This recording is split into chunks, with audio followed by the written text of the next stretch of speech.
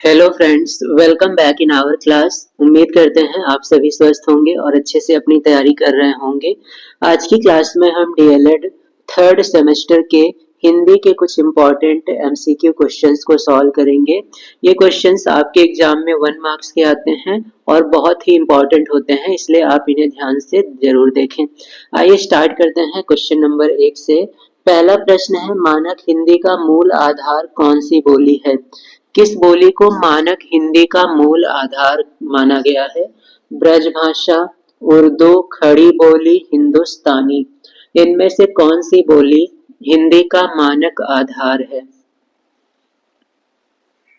सही जवाब है खड़ी बोली। खड़ी बोली को मानक हिंदी का आधार माना गया है।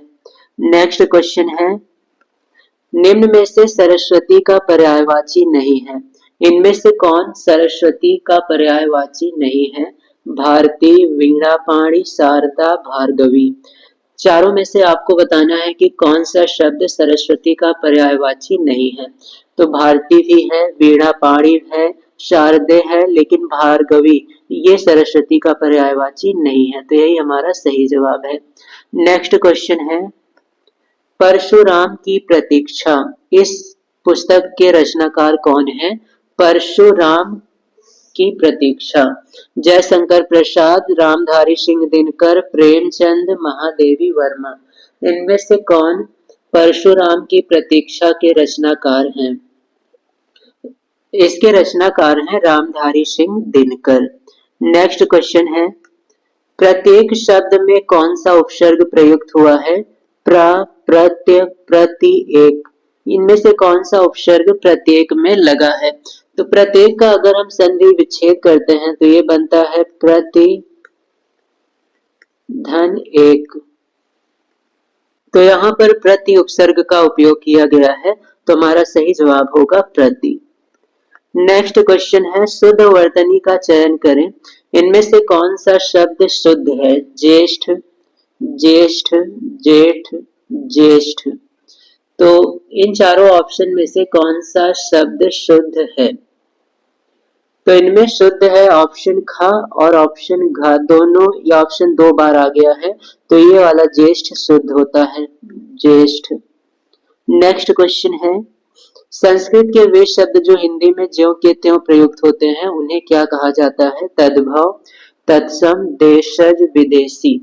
ऐसे शब्द जिन्हें हम संस्कृत से सीधे हिंदी में प्रयोग कर लेते हैं बिना किसी परिवर्तन के, उन्हें हम कहते हैं तत्सम शब्द। संस्कृत के ऐसे शब्द जो बिना किसी परिवर्तन के हिंदी में उपयोग में लाए जाते हैं वे सभी तत्सम शब्द कहलाते हैं, और जिनमें परिवर्तन होता है उन्हें हम तद्भव शब्द कहते हैं। नेक्स्ट क्वेश्चन है, निम्न में से संयुक्त व्यंजन कौन नहीं है? इनमें से संयुक्त व्यंजन कौन सा नहीं है? संयुक्त व्यंजन अर्थात जो दो व्यंजनों के योग से बना हो। तो छ एक संयुक्त व्यंजन है जो कि क और श के योग से बना है। त्रा भी संयुक्त व्यंजन है, ता और रा के योग से बना है।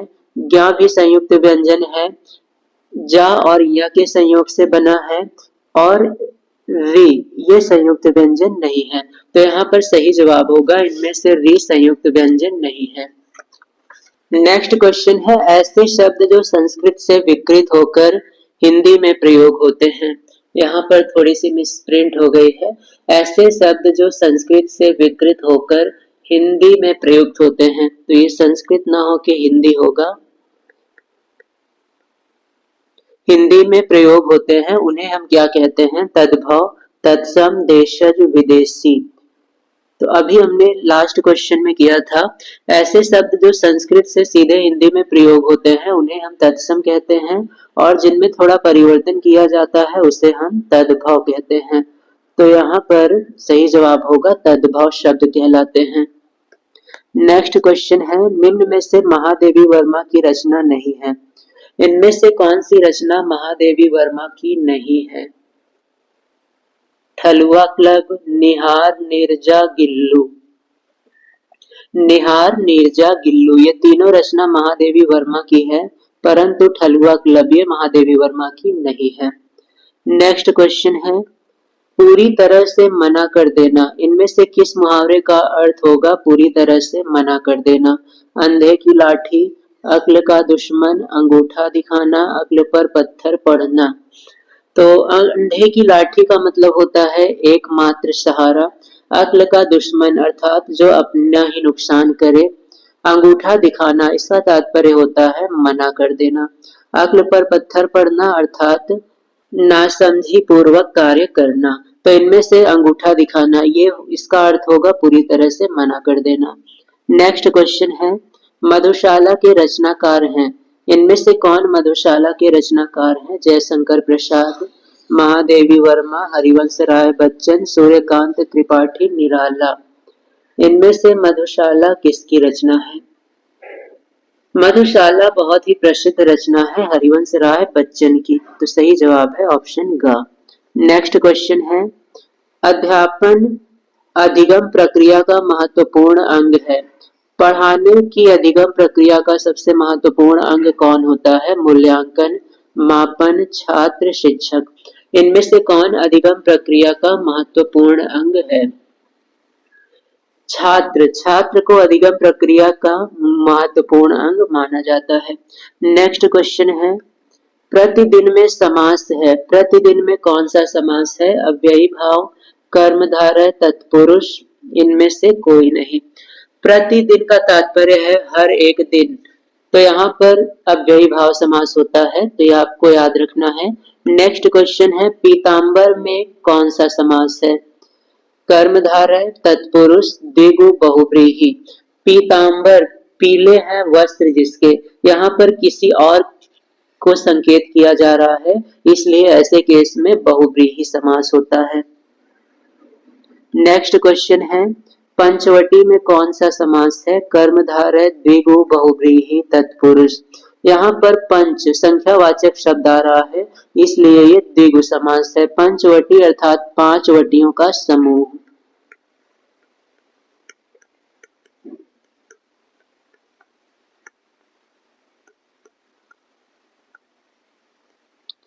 नेक्स्ट क्वेश्चन है कामायनी के रचनाकार कौन है? जयशंकर प्रसाद, मीराबाई, कबीर दास, रसखान। इनमें से किसकी रचना है कामायनी? कामायनी रचना है जयशंकर प्रसाद की। नेक्स्ट क्वेश्चन है मनुष्यता किस प्रकार की संज्ञा है? जातिवाचक, भाववाचक, व्यक्तिवाचक, इनमें से सभी। मनुष्यता, मनुष्यता में भाववाचक संज्ञा है। जब भी संज्ञा से किसी वस्तु के गुण, दोष, अवस्था आदि का बोध होता है तो उसे हम भाववाचक संज्ञा कहते हैं।